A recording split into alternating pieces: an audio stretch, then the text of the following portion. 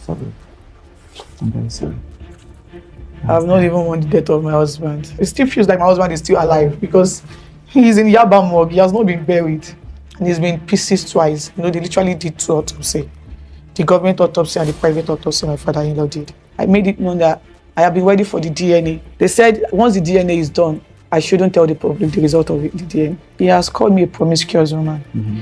He has called me a cheating wife. He was even the one that initiated that marriage. Right. And he was present, of course, during the marriage. He was the happiest. He has tried to take my right away from me as a woman. I could not even sleep. Like, I had to stop breastfeeding my baby. My father-in-law wanted to be in control of my husband's properties. If your son and married together, what would you tell him? One thing I would tell him is that even if the whole world do not believe what I've been saying, you know deep down that you maltreated my husband. It has really gotten to a point that it's either I speak up or I die in silence. Without going into all of the things that have happened, Yeah. how are you?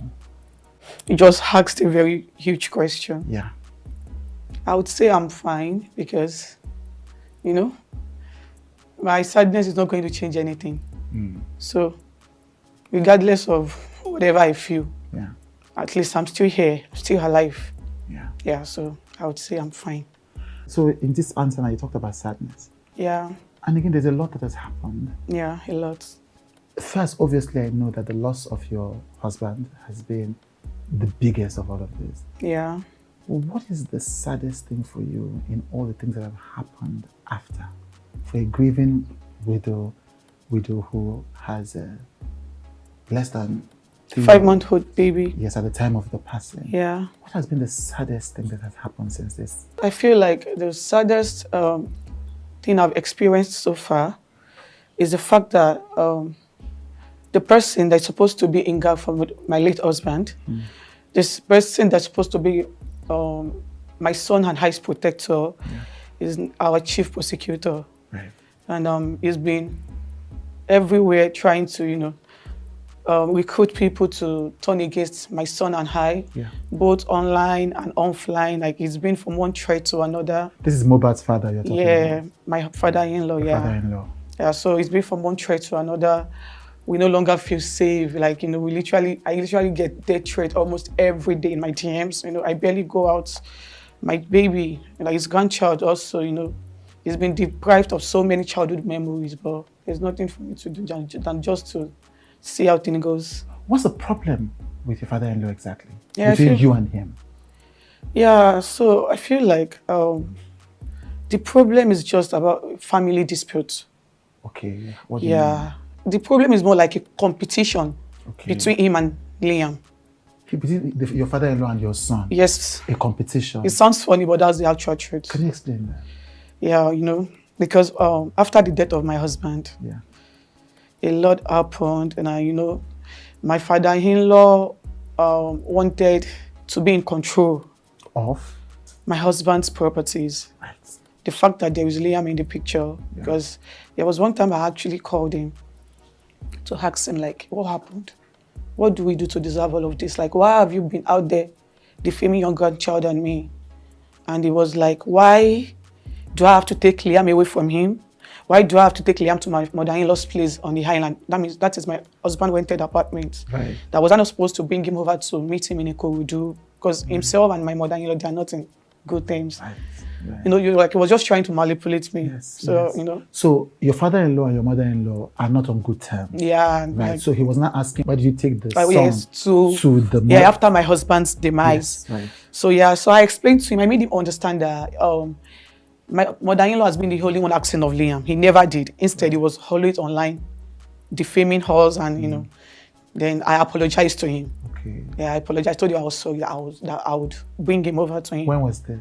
That was I think 3 weeks after my husband's demise. Then it was like I started going online talking about the DNA, and you know. So he had already started talking about the DNA. DNA, yes. That was when I called him. Right. That's when you now called him. Yes.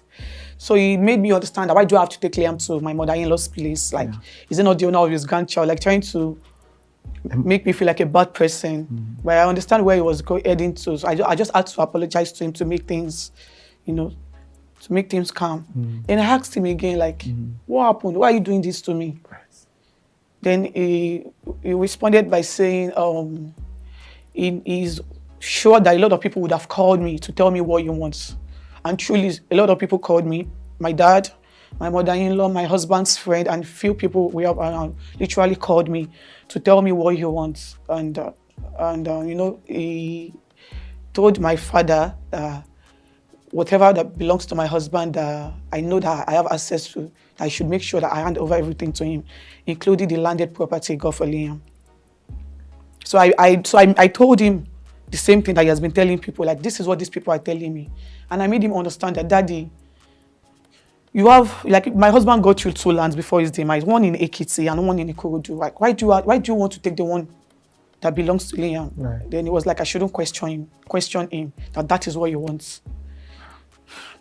Then I said, okay. Then he was like, what effort? He said it in Yoruba. I don't know if you understand Yoruba. Yes, I do. Okay, so he said, irú ayawoloko lawyer promise tí mo pè pé kó gbé nǹkan mú kó fún mi ní nǹkan mọ́ mi tó bá mi sọ wípé ó bímọ ṣé ọmọ mi náà fẹ́ máa lálẹ̀ fún mi ni. Like, I don't know if I can translate it in English. So he actually said, he, like, what effrontery does my lawyer? Does your lawyer have? My husband's lawyer has. Right. He requested for his son's properties, and he was telling him that he has a son. So, like, who is his grandchild to start asking him to start dictating what he wants? That's why you talk about the competition between him and the grandchild. Yeah. So he said to his son's lawyer, who is the grandchild, to challenge him exactly on Mohbad's my husband's property. Yeah. But, like, this is one thing that most people do not know, and you know, I was not even given the chance to talk. So I was not given the chance to say my own side of the story. So, you know, as much as I feel like, oh, some things need to be addressed, I still had the mindset that I don't know how people would react if I should talk, because without hearing anything from me, they've crucified me, they've said a lot of things about me. Yeah. So, you know, that alone has, you know, made me, like, my low self-esteem to be very, very low, because, you know, I no longer have the audacity to at least speak on things that really matters. Yeah. So I think that is one thing that has been causing the whole issue. The fact that Liam is in the picture. Right. Yeah. But this is his grandchild. It sounds strange to me also. You know, it will sound weird to say it, but, you know, I'm left with no choice. I just have to say it as it is. Yeah. Because it has really gotten to a point that it's either I speak up or I die in silence. Yeah, so I feel like me speaking up will be the right thing for me at this point. The biggest thing that I think, based on what I've read, your father-in-law has, I think there are 2 things that I have heard. I don't know if they are from him. One is that he has questioned whether yourself and your husband were married. Yeah. And 2, he has questioned whether your husband is the father of my child. Yes. Yeah. On the first one, you know, I know that as far back as 2003, if I remember correctly, a popular actress had gone online and confirmed that you guys were married, you know. Yeah. What is the exact status of that marriage thing? Because I think that's the first thing that your father-in-law has spoke about. Yeah, it was a traditional marriage, like, right. Yeah. Which is recognized under the law. Of course it is. Right. So it wasn't an introduction you did. No, it wasn't. The funniest thing is that he was even the one that made that possible. I mean, my father-in-law. How so? That is the funniest thing, because left to me and my husband, we just wanted to live our life. Because we were young couples. Like, I was 23 when I got pregnant. Right. And so he was the one coming to us, because that man is actually my friend. Like, we were literally close. Yes, I've seen some text messages. We were very close. Like, he's like a father to me.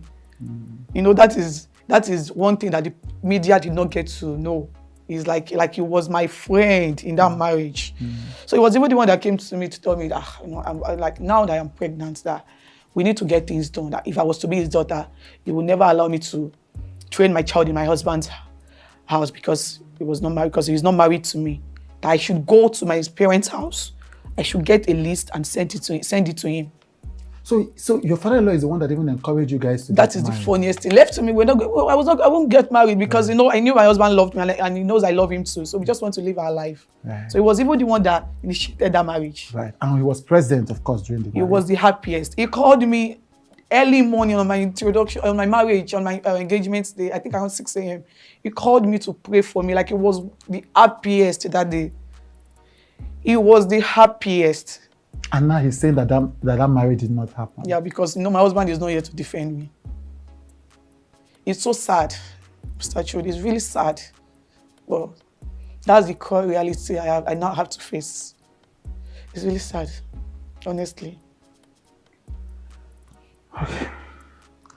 Then the one that, sorry. I'm sorry. I'm very Thank sorry. you.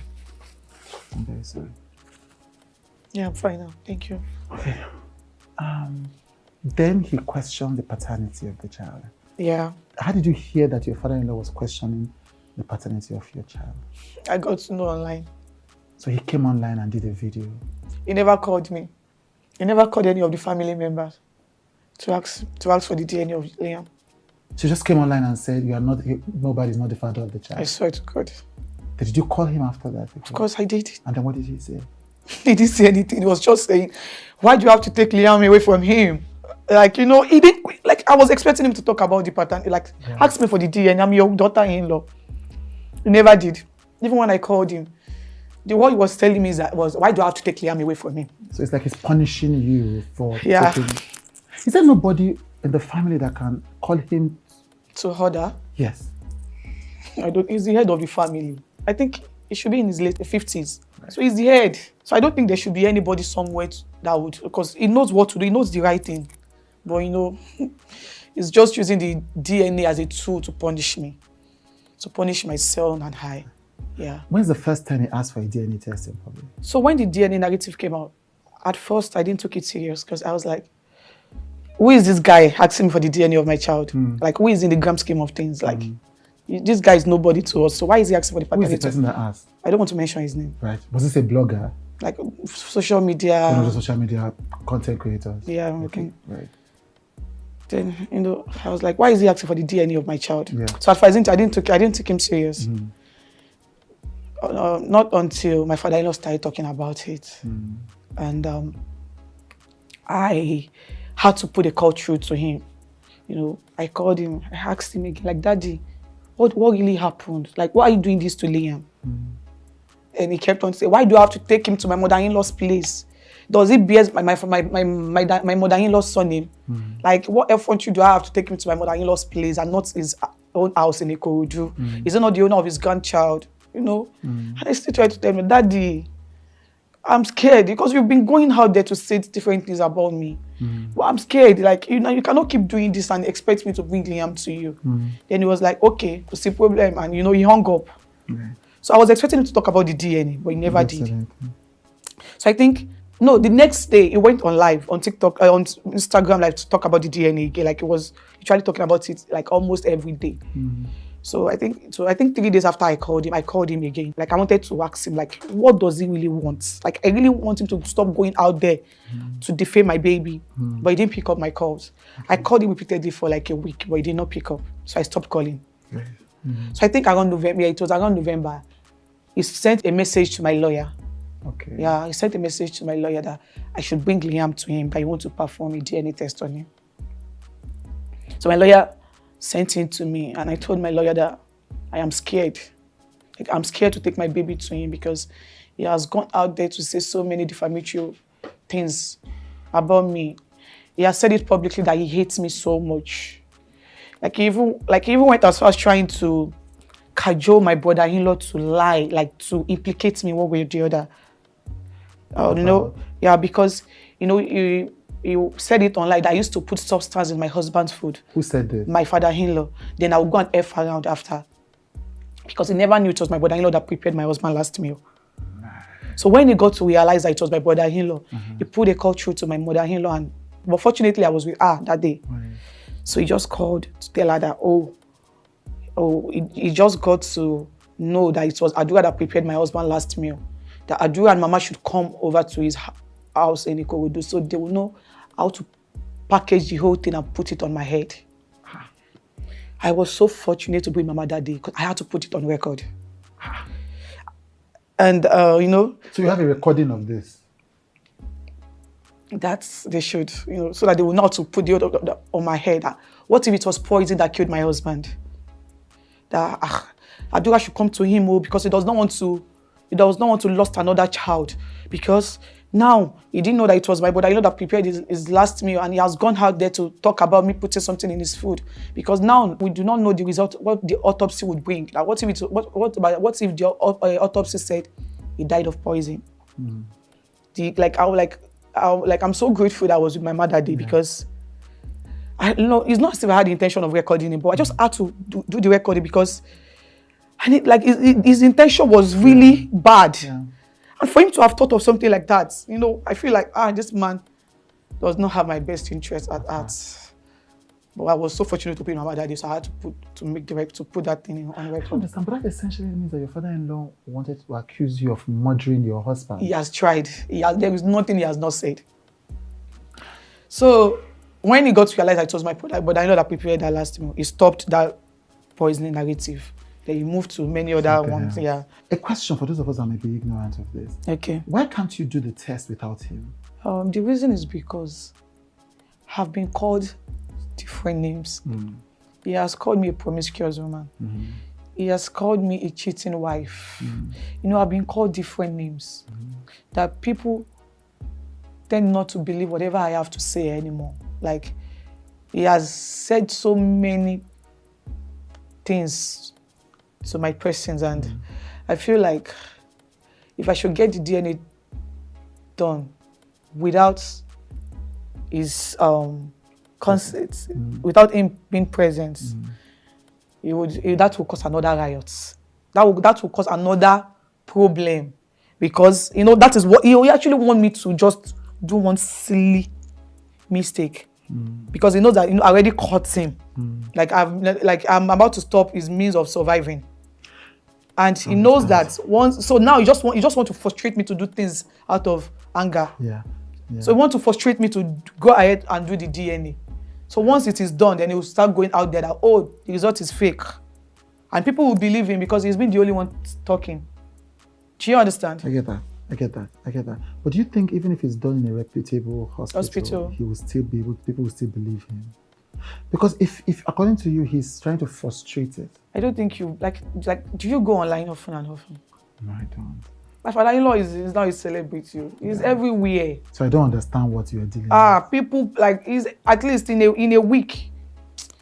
At least he do great interview. I think, if I'm not mistaken, like 2 or 3 times in a week. Right. So people tend to listen to whatever he has to say because he has been the only one talking. The rest of the family has just been silenced, because of the legacy of my husband. There is no way we would talk or say anything that my husband's name will not be attached to it. Right now as I'm here, I'll be addressed as Mohbad's wife or Mohbad's widow. So his name is attached to whatever. So the glory, is being attached. So I don't want his legacy to get ruined from me. But I'm very sure that is why the other family member has been quiet. Yeah. And So what are you going to do? Because if I understand what you're saying that because of the way that he has mobilized public sympathy, anything you do now will be misinterpreted. So you're being careful. Yeah. But it seems like he leaves because if what you're saying is he doesn't want to do the DNA. He doesn't. So it feels like you have no other. So what other choice do you have? That is why I'm here. I feel like there should be an organization protecting children in Nigeria, because I know that all of this thing happening to Liam can never happen abroad. Now that he's gone to TV stations. Yeah. He said this. So what happens next now? Okay, so myself and my lawyer will be going to the court to report these whole incidents to the court, and to also get the permission from the court to get DNA done under their supervision. Right. So the court will supervise this. Yes. So your lawyer is deciding that you guys are going to the court to say, let's do this DNA. Yeah, under your supervision. Under your supervision, right. Yeah, and we might probably, we don't know, publish it online for people to see. So you ask the court for permission to publish the DNA. Yeah, so we can keep them updated on how this is going. The whole thing is going on, because I feel like my calmness will just make things worse. Yeah. In 5 years, we will be here till forever. Yeah. And no DNA will be done because he seems uninterested. It seems that ever since Mohbad died, you have not even had time to grieve your husband. I have not even mourned the death of my husband. Like I've not even seen closure at all. You know, it still feels like my husband is still alive because he's in Yaba morgue. He has not been buried. He has not been buried. Yeah, he has not been buried. He has not been buried. It's so sad.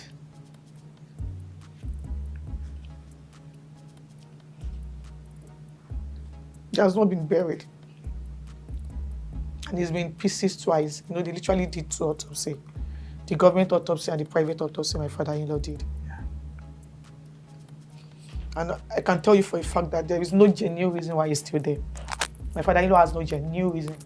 But, you know, he's been granting interviews saying, oh, the government do not want him to get justice. The government is this, the government is that. Like, he's been manipulating the public. Like, he has said so many things. That you know, people, like, I don't feel like there's anything that people would say that people would, like, this public, the people in public faces would believe again, because a lot has been said. You know, he's been getting interviewed saying the government have been the one delaying my husband's the inquest. Meanwhile, it was one of his supporters that, like, the woman has been on, like, the woman is always on TikTok 247. Just, you know, all those American women. So the woman was so much interested in the case, and the woman later got to realize that my father-in-law was not being truthful to her. So she said she wants to, like, she's interested in the case and she wants to have a personal lawyer to join the inquest. So the lawyer submitted an application to the coroner, to the magistrate courts, that he wants to join the inquest, and he also wants the inquest to start from the beginning again. Like, he wants us to start all over again. So that'll be a third process. So the lawyer and the judge and the court has been, you know, there's been back and forth. That is why the inquest is on hold. But my father-in-law has been granting interview, manipulating the government. So you're saying even your father-in-law is also part of the process that is delaying the burial? That is the funniest thing. That the burial of his son is being delayed also because of all this drama that your father-in-law is causing. And he knows what to do to get things done. Like, all he has to do is just talk to that woman, because they used to be friends before they had issues. So all you have to do is just talk to that woman, so that the woman can, you know, probably withdraw, or, you know, so they can just make an agreement, so that the court can open the coroner inquest. But he has refused to do the needful. Instead, he was always going on interviews, screaming the government's name. But he's the one delaying the process. Himself, him and his supporter. Do you accept the result of the coroner's inquest? Man, that is another question. That is another awful question, because I knew that there is a nurse involved in this case.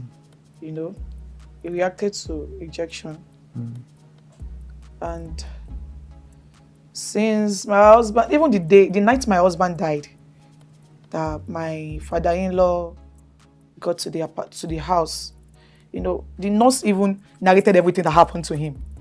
In fact, my husband's manager wanted to get the nurse arrested that night, but he asked us to let her go. That he does not have any business with her. Your father-in-law asked them to let the nurse go. That we should let her go. That he doesn't have any business with her. And, you know, despite the begging, that, you know, a lot of people begged him not to bury my husband that night, but he insisted I was going to bury him. In fact, even the day they wanted to bury my husband, they didn't inform me.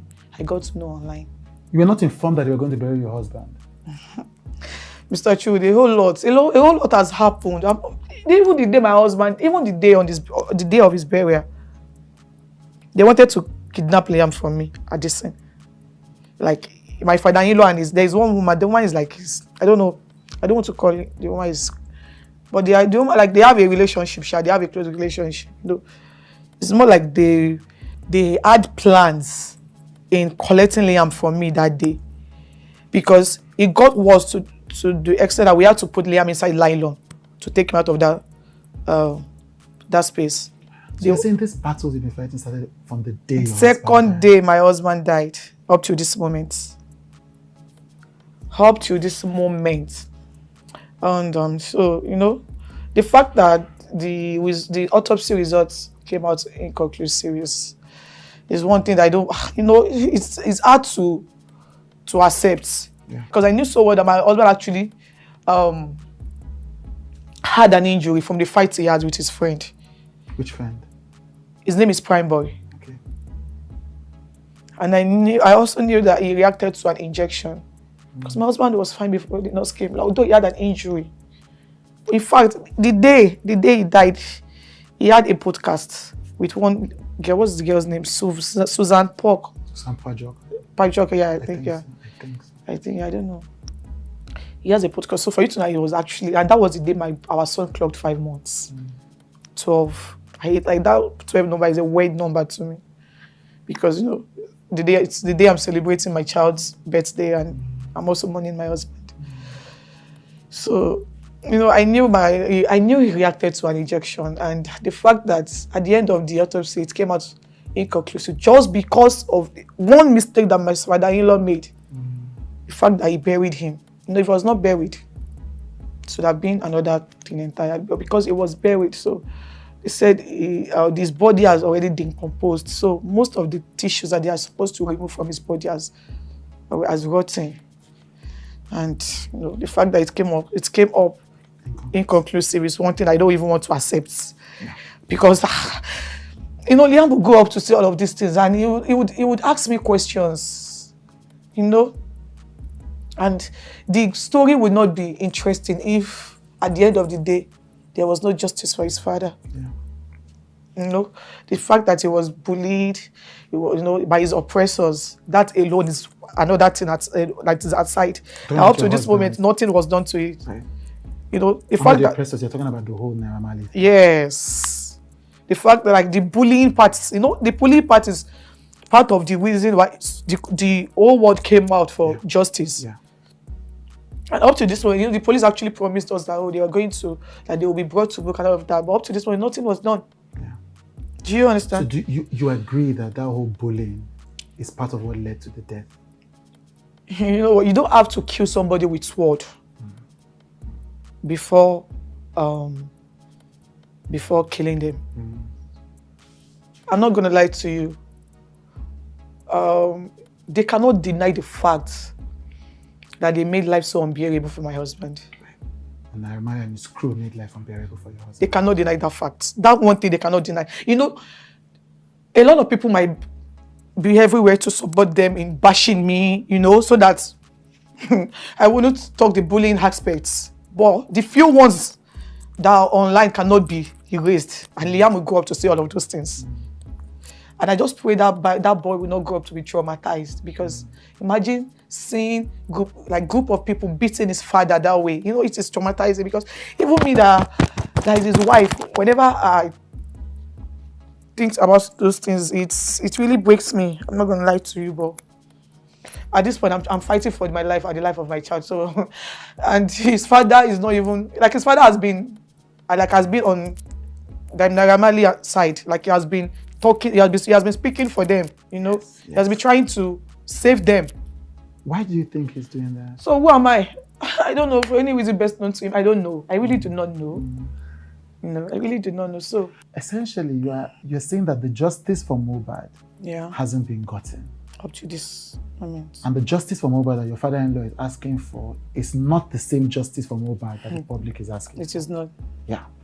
And you're essentially fighting on two fronts. Yeah. You're fighting for justice for your husband. Yeah. Again, and then you're having the people who are supporting his oppressors, as you call them, attacking you. Yeah. And you're also being attacked by your father-in-law. Father-in-law.